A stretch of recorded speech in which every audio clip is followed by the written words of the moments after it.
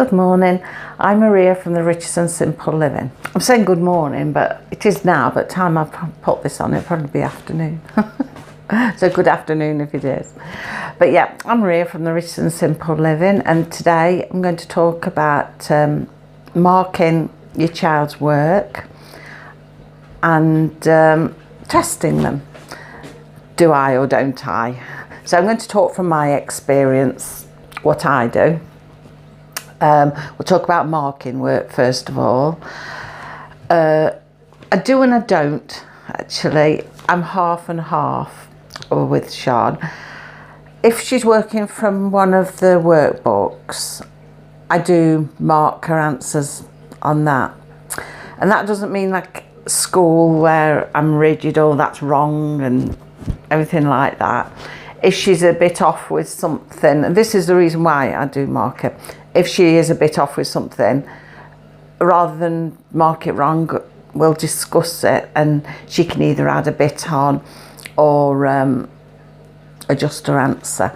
So it's like a point for discussion, and it shows me where her weaknesses are and her strengths are really, and you know what more we need to discuss, or if everything's fine.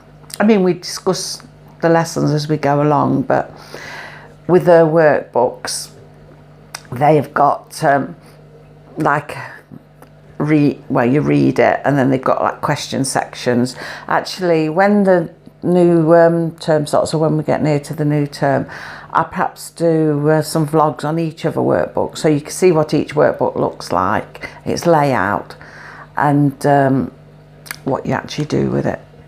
But yeah, all the workbooks do have a reading section, except for spelling, punctuation and grammar. That doesn't, it just gives you questions, it just tells you what it is at the top and gives you questions, and she just does them. But I do mark them, I do check the answers, and I do mark them, because with all the workbooks they have the answers in the back, which is handy for me. Otherwise I'd have to go through all the writing as well. But yeah, I do mark them, simply like I say, so we can discuss anything if she's missed something off, or more often than not it's a case of she misses something off. But she's normally quite good with the work, but she's very good working from them. Now, things like when she does an essay, say it's a topic day, any kind of a day, a Saint's Day or a bonfire night, say take for example bonfire night, that's something we have in Britain on November the 5th, of fireworks.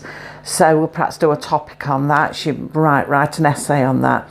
Well, I'll read the essay, and you know, but I don't mark it, don't tick it or anything like that, because an essay is like all her personal work sort of thing. She's not looked it up, well, say she's not looked it up from a book, but she might Google for information. She'll use what information she's got in her head, and also she'll Google for information. But I don't mark that. I don't mark artwork either, because art is an expression of herself and what she likes. So there's no right or wrong in artwork, so I don't mark that. What she does is good, what she likes, so I don't mark that. But yeah, I think that's it really. We used to do cooking, obviously I didn't do any points or marks for that, but she's lost interest in cooking now. She doesn't want to do cooking now. She was keen to do it at first, but then she wanted to stop, she wasn't keen on it. So yeah, it's only really her workbooks that I'll go through, I'll check the answers, and I just put the smallest of ticks next to it, or if there's something a bit wrong, we go back through it and we check.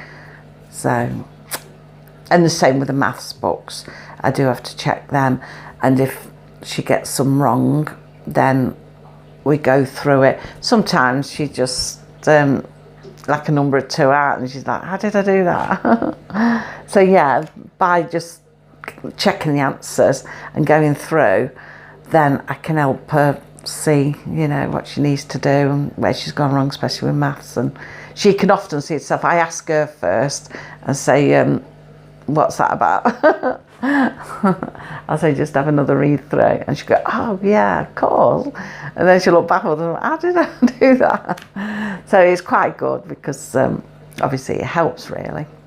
So yeah, that's marking work. I'm not like a school where they sit and mark every single thing and give you so many points out of how many. I mean, I don't like count the questions up and put you have got 7 out of 10 or something like that. I don't put nothing like that. It's just a little tick by each one, mainly so that we know what we need to go over. So yeah, that's all I do. It's nothing like when she's at school, nothing like that. Testing. Do I test, Sian? No. In a word, no. We don't do no tests. I don't devise any tests for or sit down at the end of how many weeks or at the end of each term. You know, like what school do, they give them test papers to test things and see, you know, how they're doing. We don't do nothing like that. Workbooks, they've got, a Collins workbooks.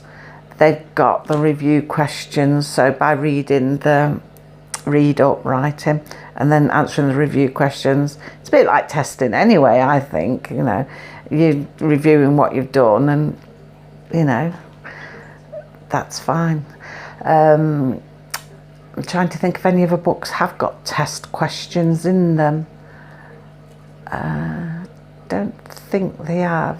Oh, what am I on about? In between the Collins workbooks, they do have like a page, a double page or two of review questions, and that will review what they've done like prior to the module they've just done, and then they have like a couple of pages of practice questions that review the module they've just done before they start on the next module.